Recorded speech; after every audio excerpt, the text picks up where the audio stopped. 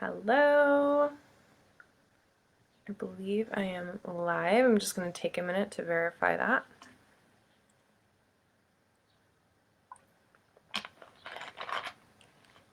Okay, it says live, so I'm trusting it. Okay.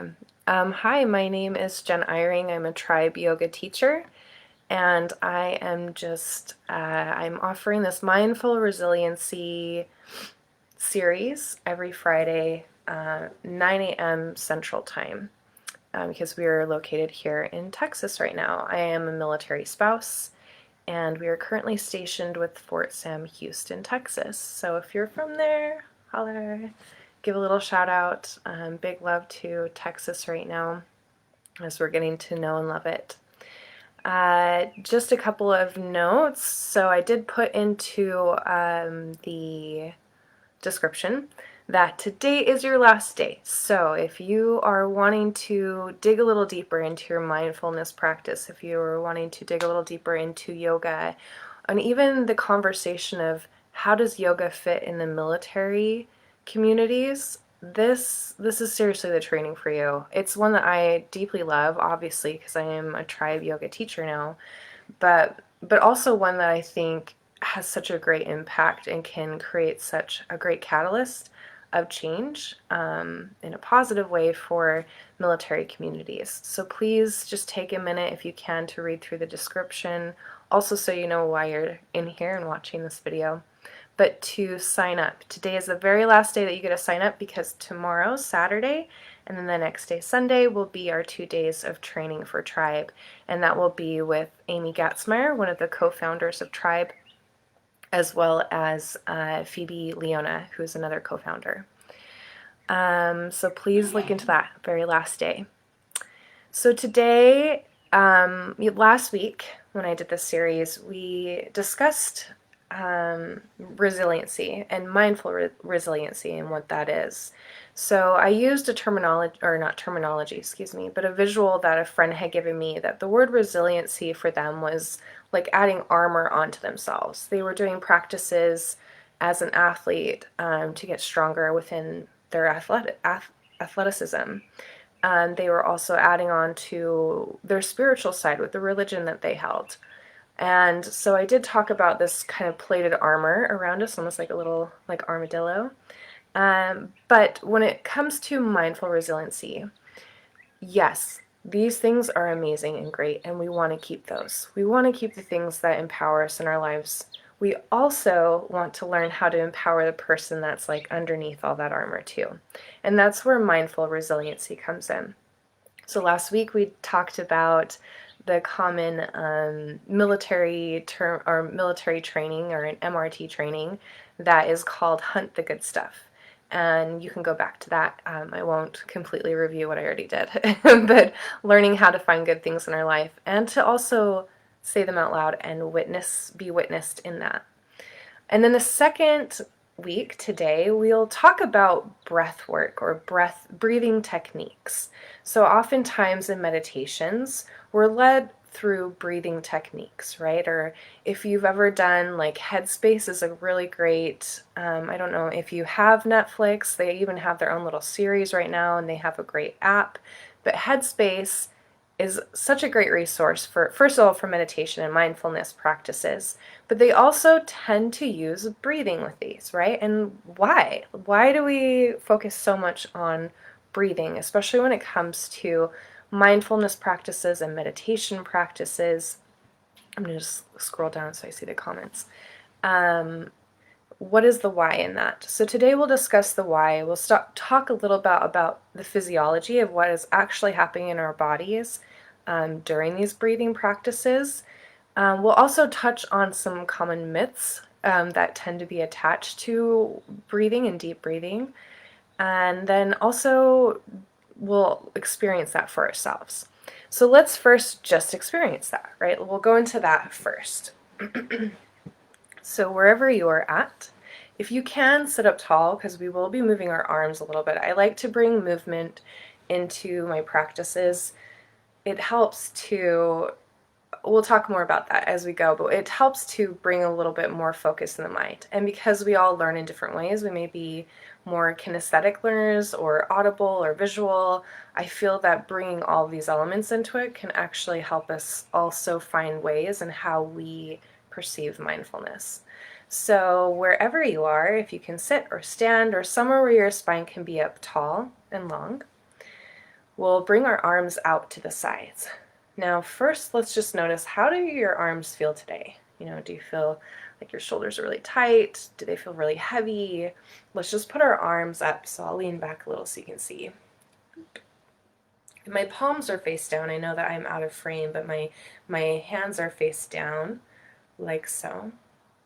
So just notice how this feels this morning. If right away that's super intense for you, just, give that a name for a moment. If you need to bring your arms down, you can. But bring your arms, when you're ready, back up. And if they need to be a little down, that's okay. They don't have to be clear up here. Notice how this feels just first and foremost like this, right? Can feel a little intense maybe, or maybe nothing. So we'll hold our arms here for just a little bit longer. Ooh, maybe feel a little bit of a burn, or what we call a burn of muscle, as our body warms up. Maybe notice if you need to move your arms. It's almost like a distraction for your brain, sitting in the uncomfortable.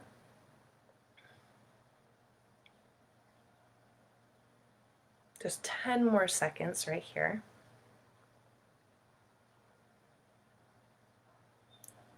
And then let's bring our arms down. Okay, so now we'll do that again. Our arms are going to be a little more tired right at the beginning, right? Obviously, we've already used them. But this time, let's add breathing techniques to it. Let's see how that changes this. So bring your arms out to the sides again. And this time, let's breathe in through our nose. Let your belly grow large with breath. And breathe out of the nose. So continue breathing like that. Breathe in through the nose. Let your belly grow large with breath. And breathe out, let all the air escape the lungs. Again, breathe in through the belly. See if you can keep your arms nice and still. And breathe out. 10 more seconds of this. Breathe in. Breathe out. Last full breath here. Breathe in. And breathe out. And go ahead and bring your arms down. So notice how did that show up for you? When we first had our arms out here, we kind of maybe felt, it's new, not new, but maybe our first time this morning that we stuck our arms out to the sides. How did that feel? Did your body feel a little bit of resistance, especially if your muscles started getting warm, right? And you started feeling maybe a contraction within your muscles. How did the body respond? Is it almost that response of like, I can't wait for this to be done or over, right? And then the second time around, we knew it was coming, right? Our brains have already adapted to that. They know it is coming.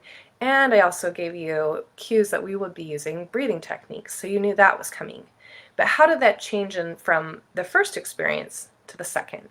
And that's what we'll talk a little bit about is, as I kind of mentioned, like if we're moving our arms like up and down, it's kind of almost a distraction of the brain, right? We begin to use different parts of our brain to kind of ease through that discomfort. And breathing can be a tool of that. But there also is a little more physiology to it. Now, if you haven't seen, so Ashley is one of our tribe yoga teachers as well. She teaches on Thursdays. Last night she gave such a great video about sleep techniques or just tips on better sleeping and why that is. But she also was talking specifically about the breath. And last week on Thursday, she spoke more about this, about how if we use our breath, we go into what's called the parasympathetic nervous system. So there's two different nervous systems within our central nervous system, right? We have parasympathetic and sympathetic. And sympathetic is more of like the more of what we are when we're active throughout our day, and parasympathetic is more in tune with what we call rest and digest. It literally is linked to our our my goodness, why can't I talk today? Our gastrological systems, our cardiovascular system, and also our pulmonary systems.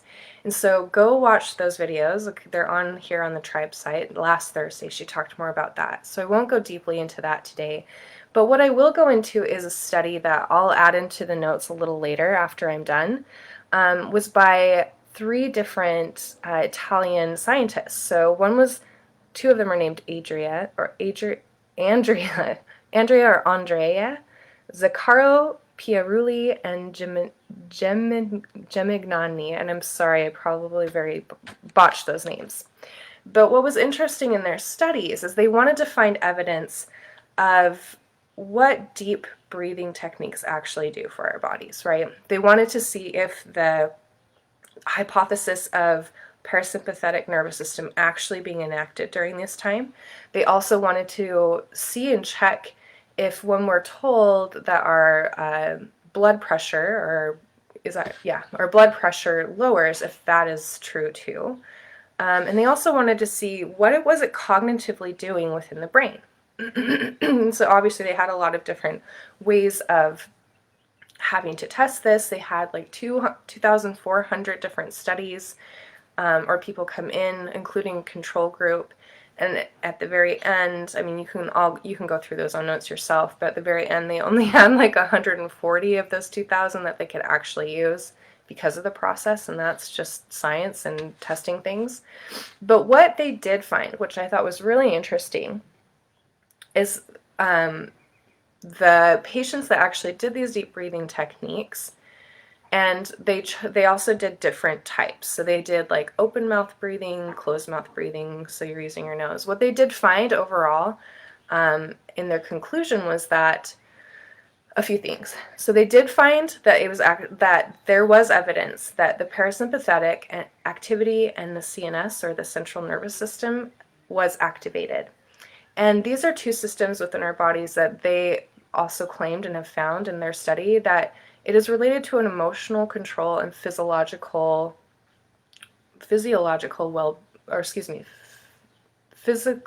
well-being of healthy patients, right? So obviously they had chosen healthy subjects or patients, and so this was something that they couldn't necessarily use for someone that they were choosing for that had like mental instability, right? And so that would be other studies that you'll have to go and see and do. But what they did find is that these subjects, or these people, I don't want to say subjects, but these people were able to feel more in control of their emotions on these long-term effects. And they also found that the vagus nerve, which is the one that is connected to our gastrological systems, our cardiovascular or pulmonary, was in connection, and it had the same movement and flow as did the parasympathetic nervous system, which was really cool to see. So they saw this whole rest and digest happening throughout the body, slowing down. The heart rate, yes, was affected and did slow down. And they also found that nasal stimulation and brain activity, this was the really cool thing about their study, is that nasal stimulation and brain activity were intricately linked, meaning that the prefrontal cortex, the hippocampus, and the periform cortex were all ignited. And when these 3 parts of our brain are ignited, studies have found that these 3 parts of our brain actually are what we can use to memorize things, stay more focused, think through situations, especially if someone is put in a crisis. They are able to think through a given situation faster. And so it was really interesting to note that even just doing the breathing techniques in and out through the nose, that was helping to stimulate those parts of the brains much quicker than, say, an open mouth breathing, which I thought was really interesting, because I'd always wondered that as a yoga teacher, why do we breathe through our nose? So continuing on, let me just give a little bit of so this is from Dr. Avanti Kumar Singh. And Dr. Avanti Kumar Singh, she is a Ayurveda doctor. She's also a Western doctor too, but she also teaches Ayurveda. And if you don't know what Ayurveda is, I won't go deeply into that today, but this is what a lot of the time is called the sister science of yoga. So this is an Indian-founded, overall, like, I would say holistic. The way that you can like say it in Western terms is like a holistic approach to everything: mind, body, breath, emotions. It's an everything situation. And when she talks about breathing or breath work, this is what she kind of calls it. So in Ayurveda and yoga, it is called pranayama. And it's a technique that breaks unconscious patterns and causes many changes in the physiology of the body, which we talked about, and the mind. Therefore, by changing the breath, we can actually change responses of the body and the mind that may be causing imbalances into responses that support our health. For example, if someone's breath is tense, shallow, or erratic, slowing down the breath to be more easeful, long, and smooth with inhales and exhales could turn down the stress response and activate the relaxation response instead. And so Dr. Kumar Singh talks about how our breath really is composed of 4 different things. We have our inhale, the pause after that inhale, we have our exhale, and then we have the pause there. And one of the commonalities, I guess, or what you'll find, oftentimes, of course, we'll find inhales and exhales, right? That's what we understand and know. It's very simple in our brains. But we'll also find within a lot of breathing techniques, like I was talking about for the headspace versions, is they'll talk about that space of the in-between space and time. How pausing our body is kind of pausing. I mean, obviously things are still functioning, or else we wouldn't be able to be sitting there paused. But it's allowing that space and time for nothing to really happen chemically when we're breathing, and then to release it down. It's giving our chance, not only a chance for the body to just pause for a second in that process, but then we're also giving a chance for our brain to really focus in on what we're doing. So let's try a couple of different breathing techniques, right? And then we'll go more into a little bit more of that conversation. So if you need to, clear your throat and just get situated. You can move your body side to side. Maybe you yawn, opening your jaw, releasing muscles around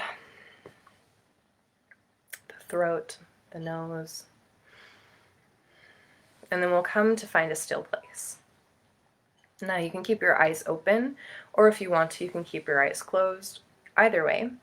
But let's try to do what we were talking about, our olfactory system connected to the brain. We'll be breathing in and out through the nose. And if that is not comfortable, obviously breathe the way that it feels comfortable for you. But if you'd like to join me, we'll close the lips and breathe in through the nose and breathe out the nose. So continue like this first, in through the nose and out the nose. Notice how this feels for you this morning. Does it feel weird? Are you someone that normally breathes in and out through the nose? Just a couple more times, just like that.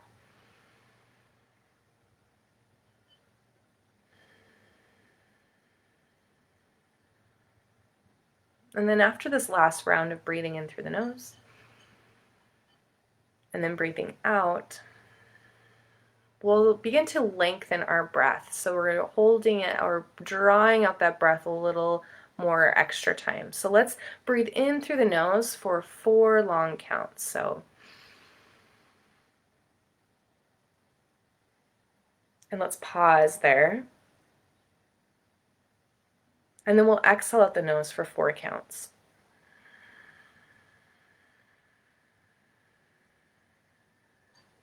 And pause. So do that again on your own. Inhaling for 4 counts. And pausing at the top. Notice how your body responds to this. And then exhale for 4 counts out the nose. Pausing at the bottom. So continue with this 4-count breath on your own. I'll talk a little bit as we're doing this. So inhale through the nose for 4 counts. And this time, let's bring some focus onto the body too. So puff the belly out really large and big as you breathe in. Maybe try to breathe in just a little bit more air if you can. Hold that breath. And then exhale at the nose. Let the belly button go in towards the spine like you're squishing a little your belly and your belly button in. Push every ounce of air out. Maybe at the end, just do one last little out the nose and pause. Inhale big, let your belly grow large. Maybe even let your back expand. So if this is your belly, here's your back. Hold the breath at the top. And then exhale. Allow the lungs to contract to push the air fully out. Pause at the bottom. So you can relax that breath now, going back to your own regular breathing. And notice the concentration first that they may have taken. Obviously, like as we practice things, there's less and less concentration that may need to happen as our body and our brains mostly, right? Mostly our brains have to be prepared for and prepare for I think I just said the same thing twice, but they need to be prepared for what is about to happen, what's coming ahead. Our brains like to know what is about to happen, right? So Dr. Kumar Singh, she talks about how within her studies and what she believes in her work with Ayurveda and breathwork is that the inhale is more of an activating breath, meaning that if we focus more on the inhalation of our breathing, right, and maybe lengthening that part out, that there's a belief or a common belief through Ayurveda systems and practices that this longer inhalation of breath is actually helping the brain, those 3 parts of our brain that I talked about, prefrontal cortex, hippocampus, and piriform cortex. The belief is that is igniting to be able to bring more focus in the day. So this is more of an active breath, right? Or if you need to focus, do some more inhalations. So maybe draw that inhale up to 5 counts or 6 counts if you can. And then as you exhale everything out for like in 3 counts, right? So let's try that together 2 times. So inhale will go for 5 counts.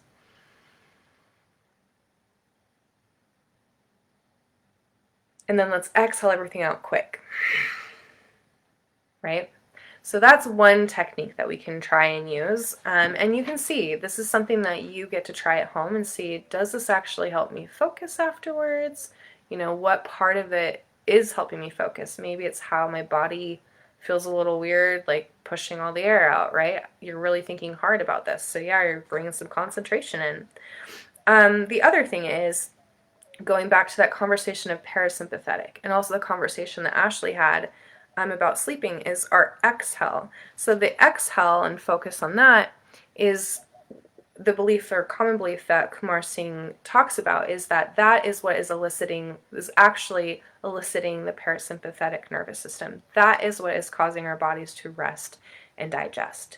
So maybe at night as you're about to go to bed, you could breathe in, like inhale for 3 counts, and then exhale long for 5.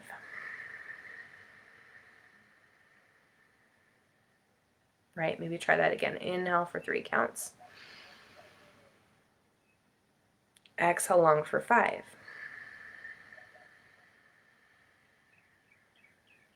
Right? And you can play around with these 2 things. How does your body respond when you focus more on the inhale versus the exhale? Only you get to decide that experience for yourself, right? We're all each and very different, and the way that we experience life, the way that we even just put into words of what we are experiencing, that's very different from person to person.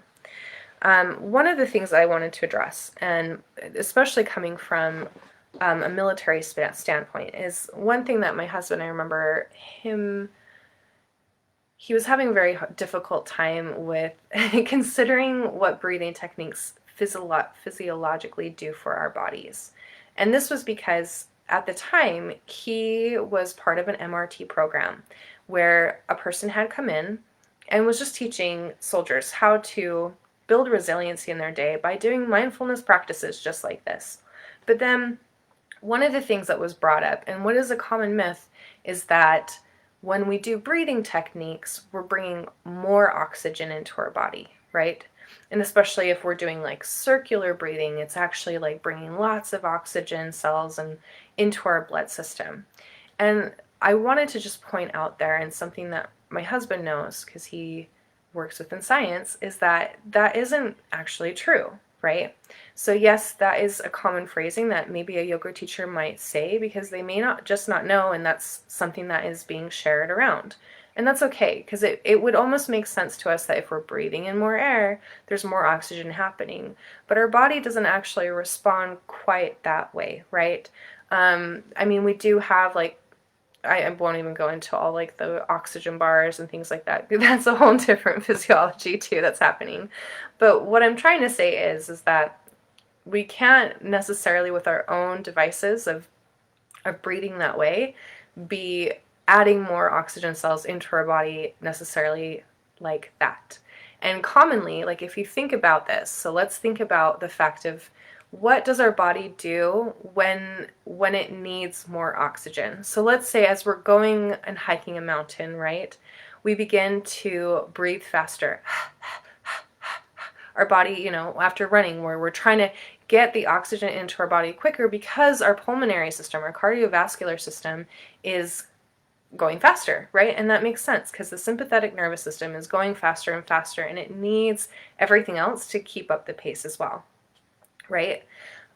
So just in thinking in those terms, recognize and know that, for instance, if you do breath work, so there are differences between breathing techniques and breath work. This is a terminology that's out there, and that talks more about a very more formal way of breathing.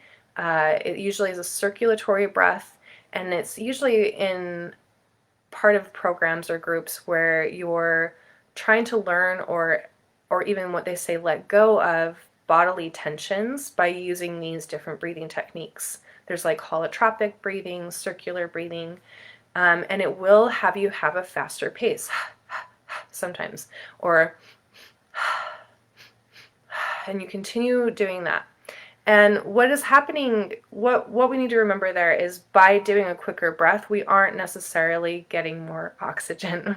It's actually oftentimes the reverse, right? We're actually building an alkalinity into our blood, and that doesn't bring in more oxygen.